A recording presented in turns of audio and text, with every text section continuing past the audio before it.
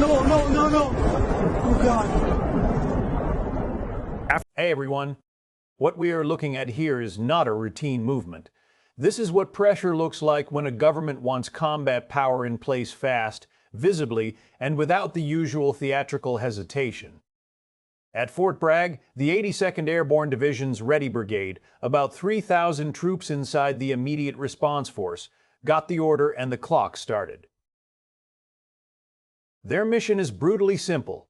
Be ready to move anywhere in the world within 18 hours. And when that machine starts turning, you are not watching symbolism. You are watching back. Come my live. The most revealing detail is not just the number of troops. It is the speed and the layering. In the barracks and staging areas, paratroopers are stuffing rucks with clothing, rations, and the gear that keeps men alive when plans go bad. They are breaking down M4s, wiping bulk carrier groups, oiling parts, reassembling, running function checks. Machine gunners are pulling linked ammunition from crates, feeding belts through weapons to make sure nothing jams when it matters. Then repacking ammo cans with spare barrels and cleaning kits. That is not a photo app. That is the sound of a unit shifting from garrison life to operational reality. And while the soldiers are still packing, the airfield is already moving ahead of them. C-17 Globemaster III aircraft are lined up on the tarmac. Ground crews are loading pallets, vehicles, and heavy equipment through the rear ramps. Loadmasters are directing forklifts into place. Armored trucks, Humvees, and HIMARS launchers are driven aboard and chained down to the cargo deck. In the cockpit, pilots are running avionics, radar navigation, and flight management checks before the first boots even hit the ramp. That mount. It is about landing with mobile firepower ready to move the moment the wheels stop. Then comes the part people always underestimate, the human side of it.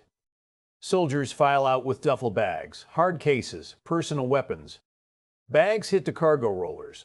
One soldier stacks them tighter inside the bay and straps them down for a 14-hour flight. Others take seats along the walls and center rows. Some talk, some joke phones one last time. That calm is not softness. It is routine under pressure. For a lot of these troops, this is familiar. And that familiarity is exactly what makes the system Danian enemy watching. America does not need to invent a deployment model in a crisis. It already has one. 4 Pratt & Whitney turbofans spool up. The C-17 taxis, lines up, and lifts into the morning sky. 14 hours later, one of those aircraft touches down in Qatar, and the pace does not slow for 1 second. The rear ramp drops as soon as it reaches the unloading area. HIMARS vehicles fire up, unchain, and drive straight off the aircraft toward assigned positions near the border. Not tomorrow, not after a ceremony. Immediately, armed vehicles roll behind them. Forklifts strip pallets direct the Terminal decks, the depot. The point is usable combat power on the ground. And this is where the story gets bigger. At the same time, forces from the USS Abraham Lincoln are moving Marines by helicopter into Qatar. Sikorsky MH-60S helicopters and V-22 Ospreys are carrying troops in full combat gear to a camp already prepared by advanced teams. Tents up. Perimeter set. Communications running. That means somebody expected this.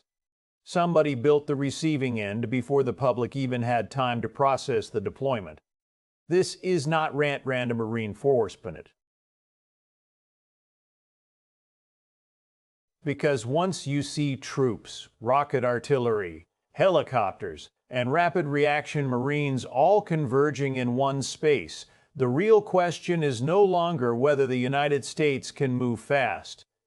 It is what Washington believes may be coming next, and how close this region may already be to the edge. And this is where the picture stops looking like a defensive precaution and starts looking like a system being assembled for multiple kinds of conflict at once.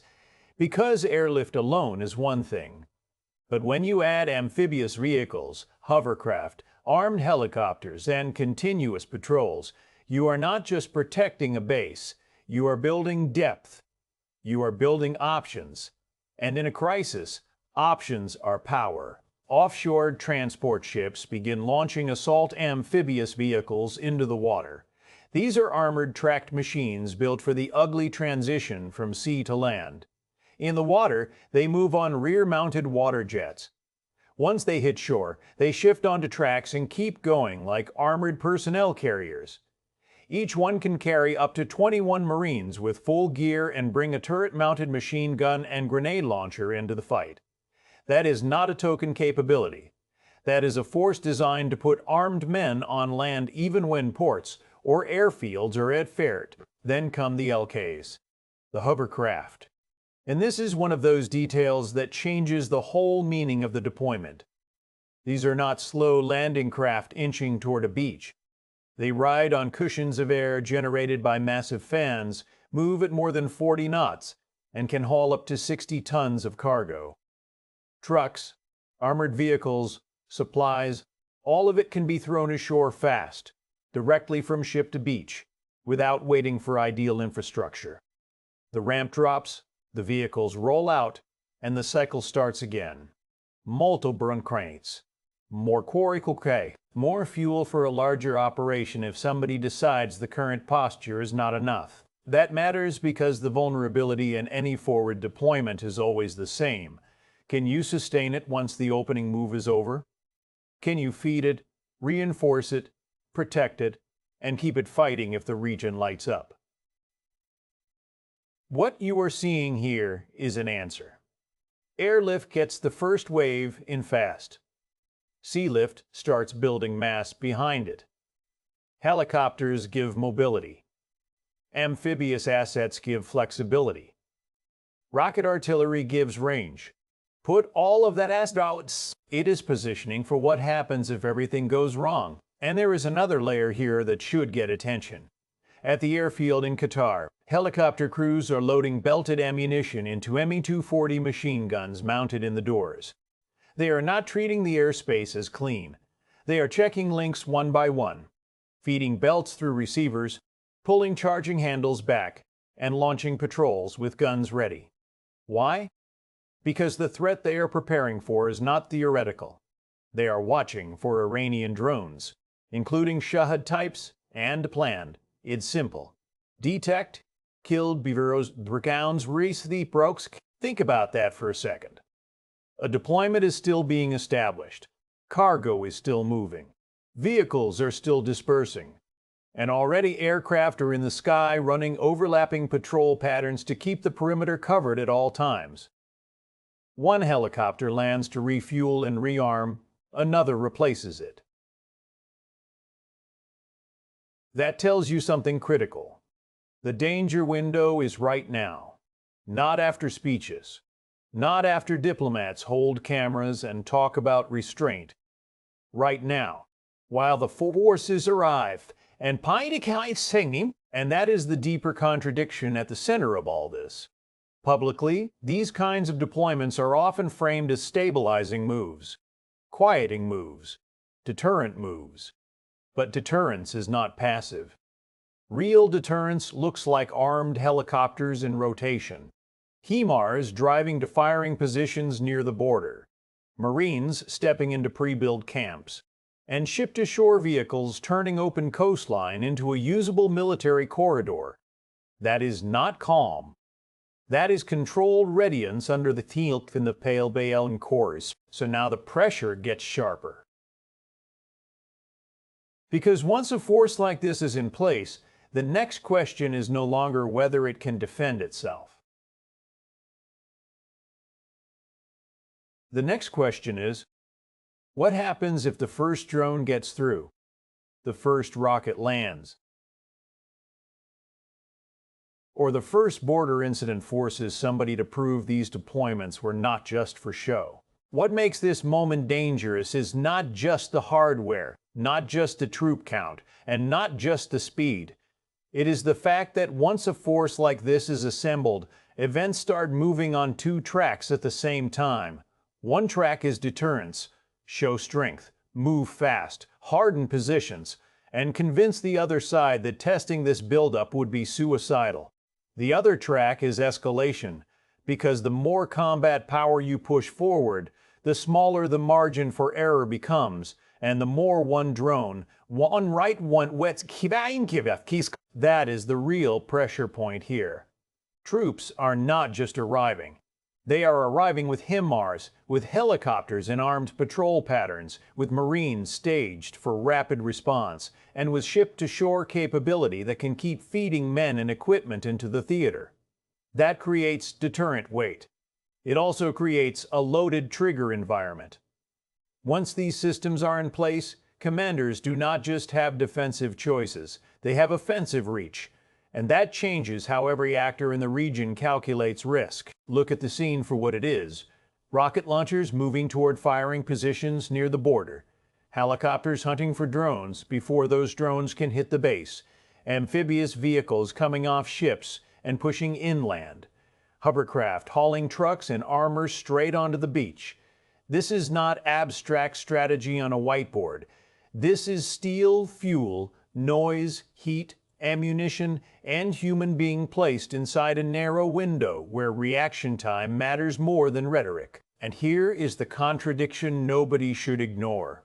Public language in moments like this usually talks about stability, de-escalation, preventing a wider war. But military planners do not prepare for peace by accident. They prepare because they see pathways to failure. They prepare because they know the first hours of a regional crisis are usually defined by confusion, incomplete information, and somebody trying to land the first meaningful blow. So when you see this level of readiness, the message is that they are accounting for the possibility that deterrence may not hold. That does not mean war is inevitable. It means the cost of miscalculation has gone up sharply. A drone strike that kills service members, a missile volley that slips through, a militia attack that forces retaliation, a border incident that gets misread, any one of those could turn a force meant to prevent escalation into the instrument that answers it. That is how regional crises become larger than the people managing them. Not because everyone wants the same outcome, but because once enough capability is stacked in one plate. And this is where the deeper question lands. Is this buildup strong enough to freeze the board and keep adversaries back? Or does this much concentrated force actually raise the odds that somebody decides to strike before the position becomes even harder to challenge? That is the question hanging over everything, because intense theaters' readiness can stop a war, but it can also compress the timeline to one. So watch the next signals closely. Watch whether patrols increase. Watch whether more air defense assets appear. Watch whether sea lift continues building mass behind the first wave. Watch whether rocket units stay dispersed or move closer. Those details will tell you far more than the public slogans. Let me know where you stand on this. Is this disciplined deterrence, or are we watching the opening geometry of a much wider confrontation? Keep it serious, keep it grounded, and keep your eye on the next move, because that will matter more than the talking points. Subscribe so you do not miss the next shift in this story.